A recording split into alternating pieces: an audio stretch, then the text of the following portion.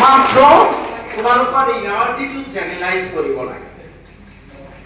আমাৰ মানুহে কিমান কষ্ট কৰিব পাৰে, কোনোবাই কৰিব পাৰিব এনেকুৱা একমাত্ৰ বিহাৰী বোৰে পাৰে এই কষ্ট কৰিব। আৰু বেলেগ জনগোষ্ঠীয়ে নোৱাৰে, কোনেও নোৱাৰে। এই মৰাপাটৰ খেতি ধেমালি কষ্ট নহয়। এই ৰ'দত আমাৰ পুৰুষবোৰৰ চাবা যিসকলে খেতি কৰে চবৰে পিঠি পুৰি একেবাৰে কাপৰ নিচিনা হৈ গৈছে, হয় নে নাই? কিন্তু অৰিজিনেলি বগা আছিলে। আমাৰ ইয়াৰে কোনোবা যদি ডক্টৰ হৈছে, ইঞ্জিনিয়াৰ হৈছে, চাবা অন্য জনগোষ্ঠীৰ মানুহতকৈ তেওঁলোক আৰু বেছি ধুনীয়াই। কিন্তু আমাৰ খেতি কৰা ভাইসকল পিঠি পুৰি গৈছে, চামৰা পুৰি গৈছে। এই জনগোষ্ঠীৰ মানুহে এই মৰাপাট খেতিৰ নিচিনা কষ্টৰ খেতি যদি কৰিব পাৰে, তেতিয়াহ'লে জনগোষ্ঠীয়ে কৰিব নোৱাৰা কাম একো নাই, একোৱে নাই। মাত্ৰ এনাৰ্জিটো চেনেলাইজ কৰিব লাগে। এই গাঁথা কৰি গল্প কৰাতকৈ, ড্ৰাগছ ভাং এইবোৰ খোৱাতকৈ, তিনিআলি চাৰিআলি আড্ডা মাৰাতকৈ চবেই এটা এটা সিদ্ধান্ত লওঁ যে আমি কৰিম আৰু কৰিম। আমি আমাৰ লক্ষ্যত উপনীত হওঁ, আমাৰ লক্ষ্যটো আৰু যি কৰিব লাগে, বেছি কৰিব নালাগে নহয়।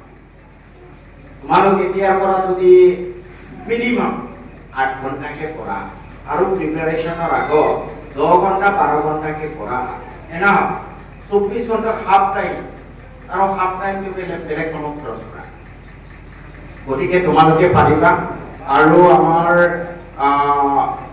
অসম অধিকাৰ সুৰক্ষা মঞ্চ তেওঁলোকক আপোনালোকক অনুৰোধ কৰিছোঁ যে আপোনালোকে সমাজত সদায় ভাল কথা বতৰাবোৰ প্ৰচাৰ কৰিব লাগে।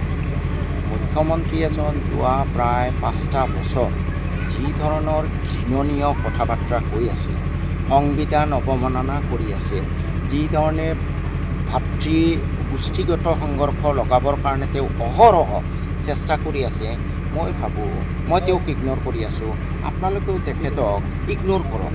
যিমানে এই টিভিত বচাই থাকিব সিমানে তেওঁ TRP পাই থাকিব। মানুহৰ যি বিষ্ঠা সেইটো আমি নাচাই দৌৰি আঁতৰি যাওঁ নে নাই।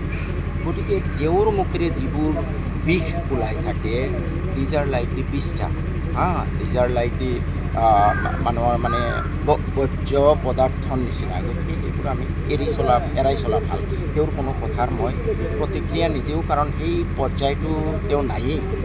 তেওঁ মুখ্যমন্ত্ৰী হৈ থকাৰ যিটো চৰিত্ৰ থাকিব লাগে, সেই চৰিত্ৰৰ পৰা বহুত স্খলন হৈছে। এই মানুহজনৰ কথাৰ প্ৰতিক্ৰিয়া দি মই নিজকে অৱনমিত কৰিব নোখোজোঁ। তো মই ক'ব নোৱাৰিম কিমান দূৰ লাভান্বিত হ'ব, কিন্তু ৰাহুল গান্ধী ডাঙৰীয়াই যিধৰণে ইলেকশ্যন কমিশ্যনৰ দুৰ্নীতি উদঙাই দিছে, এই গোটেই ভাৰতবৰ্ষৰ গণতান্ত্ৰিক প্ৰমূল্যবোধৰ কাৰণে শুভ লক্ষণ। মই আশা কৰোঁ ভাৰতবৰ্ষৰ ৰাইজে হৃদয়ংগম কৰিব আৰু অনাগত দিনত শুদ্ধ ষ্টেপ ল'ব।